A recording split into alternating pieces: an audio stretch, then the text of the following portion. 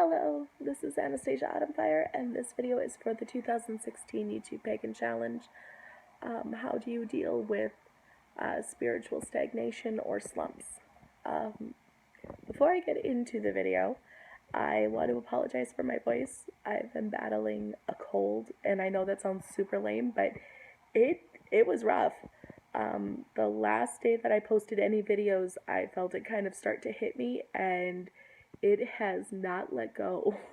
In these 2 weeks, I completely lost my voice, and it's finally coming back, but it kind of comes and goes. But since it's here, I want to get some videos up because it's been a couple weeks.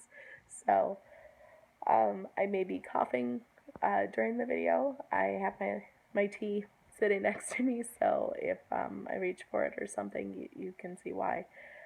Because my voice is not so great, I am going to try to stick as much as possible to the actual point of the video and try to stay away from tangents. So, spiritual stagnation and spiritual slumps. First off, I desperately feel the need to say, if you are experiencing spiritual slumps or stagnation, please, please, please do not take it upon yourself. Do not beat yourself up or think there is something wrong with you for this. It is, at least in my practice, it's very normal. There's a lot of times when you just burn yourself out. There's a lot of times you have stuff going on and you need to take care of yourself.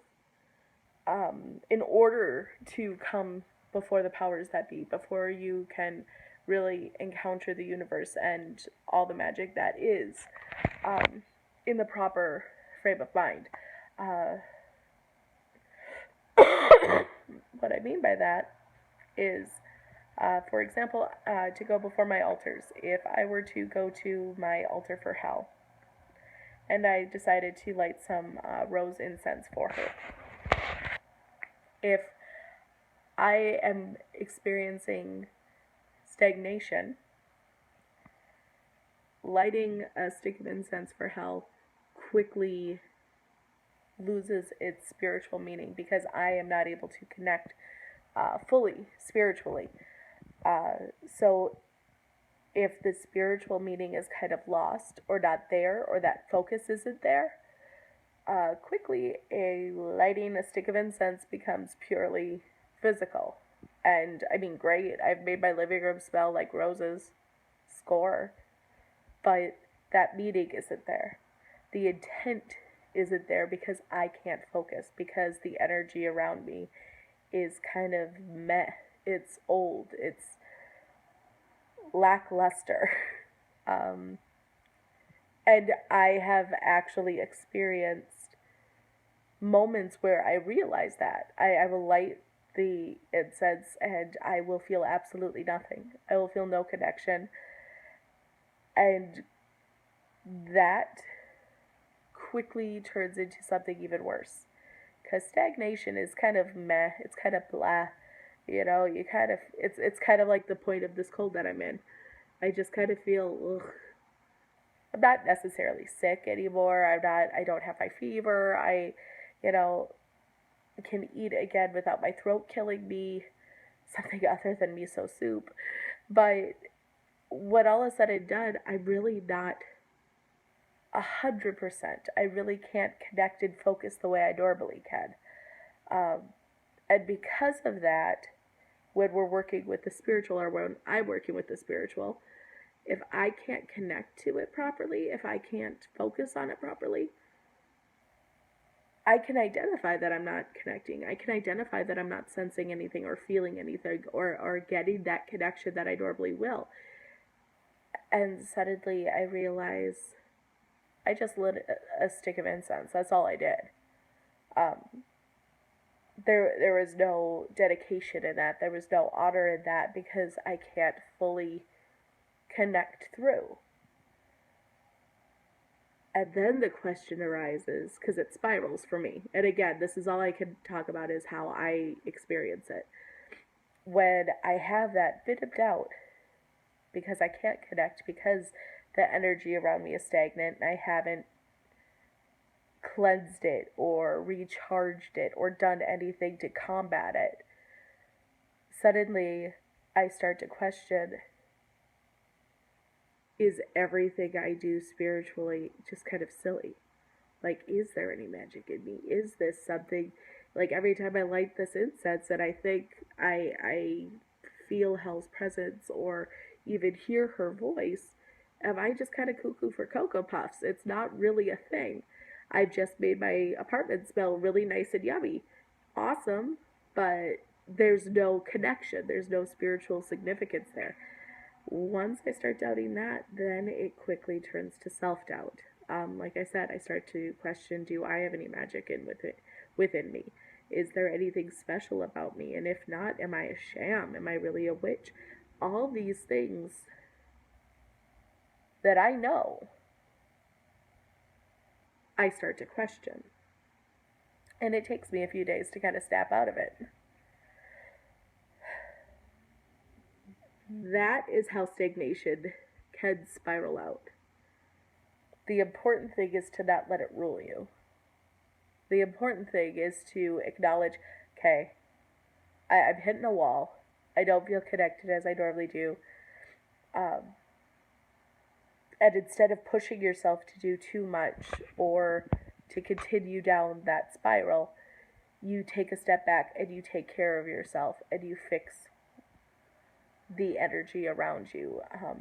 If it is a true slump because you're burned out, you take a few nights. Sit, have your glass of wine, watch Netflix, um, take a bath. Just focus on getting yourself back to where you need to be. If it is a question of stagnation, that's a little different. Slump, I kind of see as what I call a burnout, where I have just taken way too much on, I'm overwhelmed, and I don't have any energy left. And I need to recharge it by working on recharging myself from the inside out. So taking some R&R, having some downtime, not focusing so much. Like if when I sit down to do some spiritual working, instead of crafting something that is not going to feel connected, I'll maybe read instead. Or I'll watch a documentary that speaks to me on a spiritual level, or just listen to music. Or maybe I'll connect with friends or family, or do something with Lily. Something that feeds, as cliche as this sounds, something that feeds my soul. And I will find, as I'm taking time for myself in those ways, I'm slowly but surely recharging myself, and that burnout or that slump disappears. Um, I see a slump, for me personally, is a time when I need to relax. I need to step back from taking on things in both my mundane and my spiritual life. Because in the mundane life, yeah, I'll get sick. But I have to go to work. I have to go to the grocery store. I have to get up every day, because if nothing else, Lily will make me get up every day. I have to cook. I have to clean. These are things that have to be done. In my spiritual life, and I will, even when I'm slumped or burnt out, I will try to force myself to do things that I feel I need to do. And the minute it turns into a chore or an obligation or something where I'm just going through the motions because I'm supposed to, I have, again, as crazy as it sounds, I've actually been chastised, especially by my matron, by hell, because I've not come in the right energy. There's no honor in sitting before my altar without having the proper frame of mind. So when I go through those spiritual slumps where there is literally nothing in me to give, I have to take a step back and nurture myself from the inside out till I have rebuilt that energy at my core.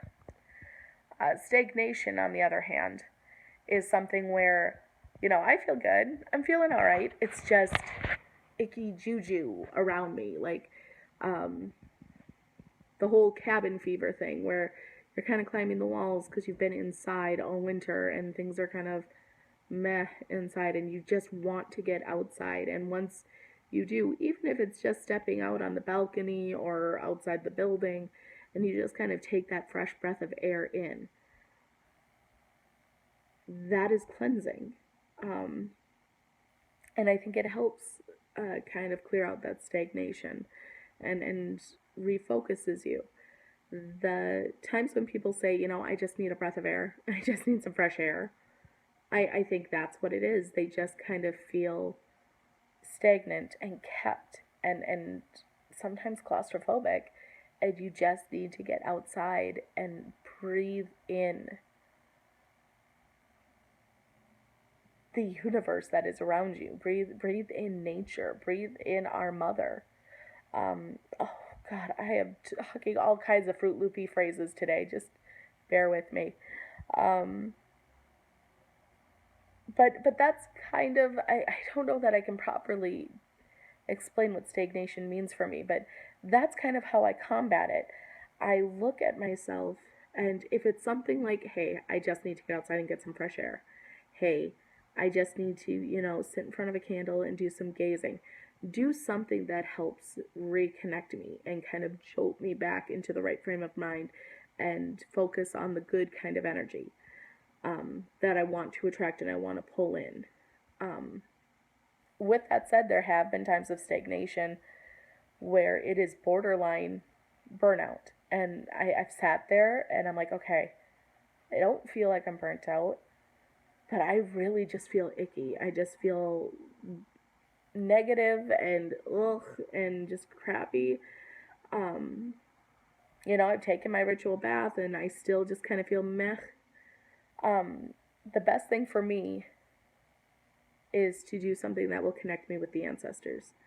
Because if I woke up one morning and everything on my path was stripped away, I couldn't connect to hell, I couldn't connect to Kanunos. Suddenly the elements were kind of lofty ideals that I couldn't reach. Spirit guides were kind of quiet and not there. The good folk, it's gone silent or gone missing from my life. The one element that I know is my foundation and I know would always be there are my ancestors, my folk of heart, my folk of blood, the people that have come before me and paved my way, people that are connected to me by blood and also those connected to me by emotion and love, that perhaps aren't blood relatives but are people that give me love and I have loved and have just passed before me. Those are the ways that I connect. Because once I connect to the ancestors, I can then build upon that. And it's kind of for me when I start to feel this stagnation, that's what I do quite literally. I build up my connections again. And the best way for me is to go to my hearth.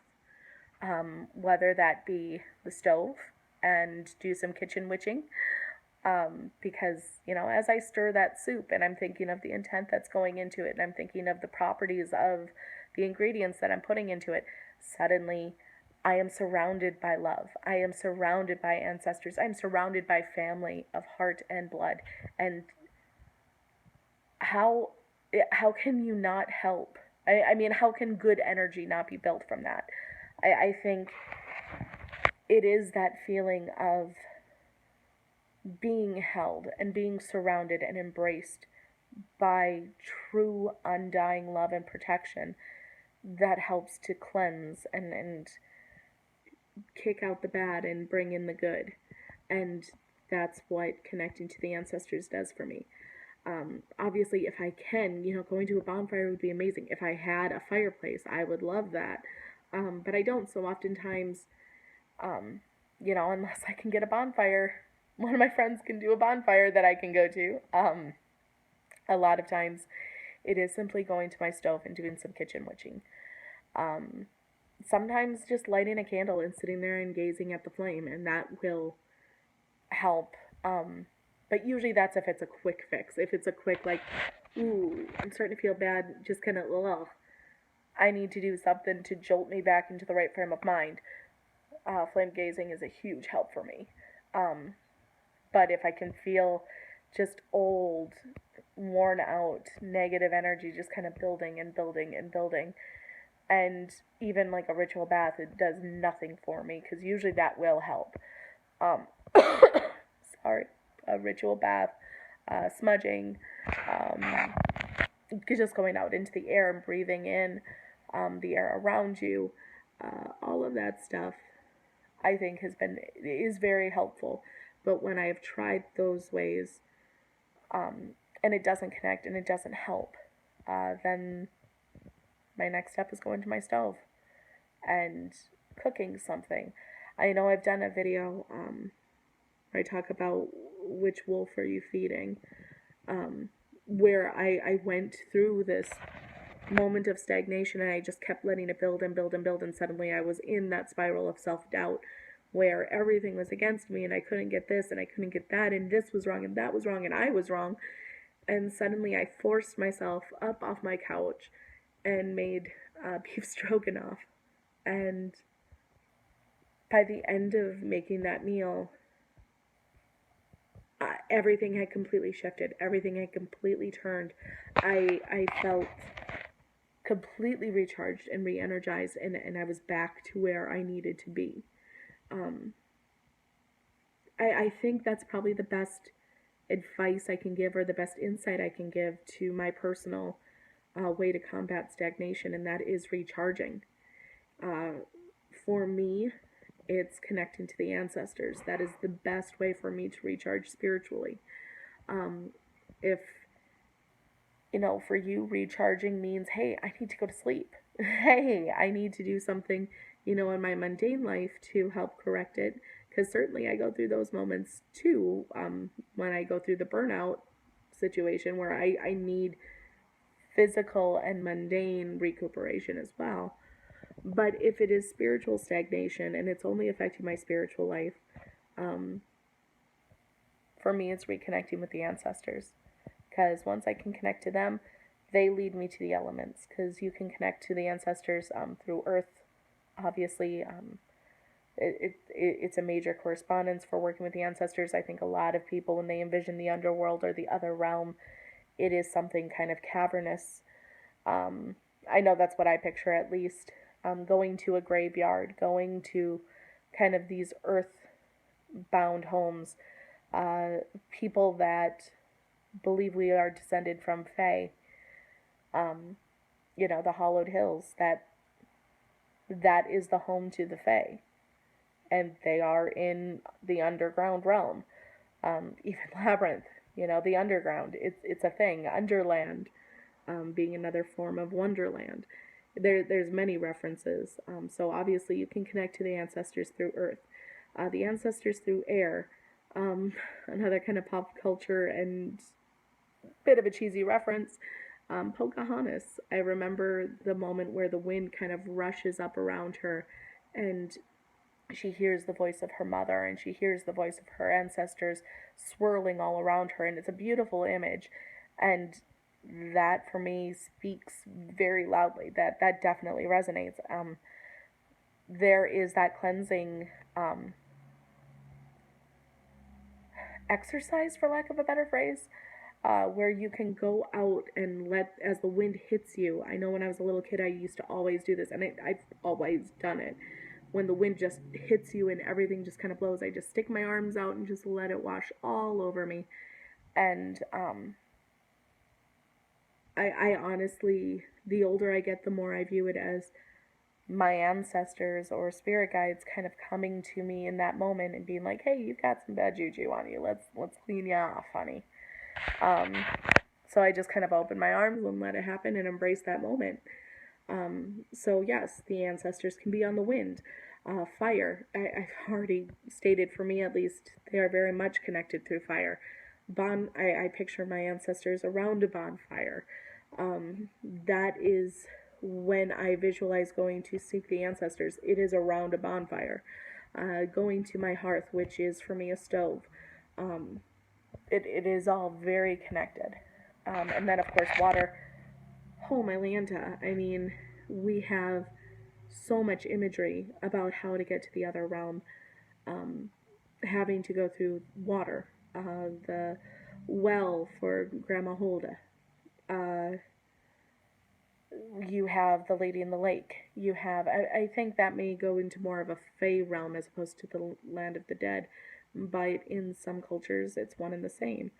Um, but there is all this magical connection to water being the connector to other realms, be they Fey or um, realms of the ancestors. So I think all of the elements, if I connect to the ancestors, I can connect to all of the elements. Once I connect to the elements are in fact parts of nature, if not nature itself, while the good folk, the Fae, parts of nature, if not nature themselves. If I can connect to the elements, I can connect to the Fae. Once I have connected to the Fae are in fact in my mind divine. If I can connect to them, I can connect to Cernunnos, I can connect to Hell, because they have connections to the Fae as well, because the Fae are all-encompassing, they are all over. If you really do your research, they're not just sweet little woodland, pixies. They have all these different aspects. So certainly they connect to Hell, they connect to Cernunnos, and all of a sudden, these major aspects and things that I honor in my path that I haven't been able to connect with, suddenly because I took that time with the ancestors and built that back up, I am reconnected with everything, and that stagnation is no longer a thing. So yes, I hope that made sense. I hope it wasn't just a ramble fest, but that is how I combat stagnation and spiritual slumps. Sometimes it is something where I need to take a step back in the physical realm and just take a break from everything. Other times it is simply I actually do need to push myself a little and find some time to reconnect to the ancestors, and I find that the rest of the pieces kind of fall into place once I have my family and my kin of heart and blood around me. So yeah, that's how I combat it. I think stagnation, spiritual slumps are very important in spiritual paths, because I think they make us, when I reconnect to the ancestors and find that I've started reconnecting to all these other areas as well, and kind of rebuild my connection to my path, I find those connections get deeper, get stronger, get harder. Those roots become that much harder to break, that much harder to bend. So going through obstacles, going through stagnation, going through hard times, even moments of burnout, when you come back, it is like a phoenix. You go through Hades and you get burned up and it hurts and it sucks. But then when you reemerge that much brighter, that much better, that spark, that much hotter. So I think it is a normal thing. I think it is a very healthy thing. It's just, never let it fool you. Never let it make you second guess or doubt your own self and your own being. Because the reality is, each and every one of us is magic incarnate. Simply by being, we are magical. Whether we identify as such or not, that's something completely different. But I truly believe each of us are these magical, amazing people and creatures. And the worst thing we can do is take that power away from ourselves. And when stagnation and spiritual slumps turn into self-doubt, and sometimes even self-loathing, we are taking power from us. We are taking magic from us. And all of us are far too important and too meaningful to do that to ourselves. So yeah, those are my thoughts on stagnation and spiritual slumps. Blessed be.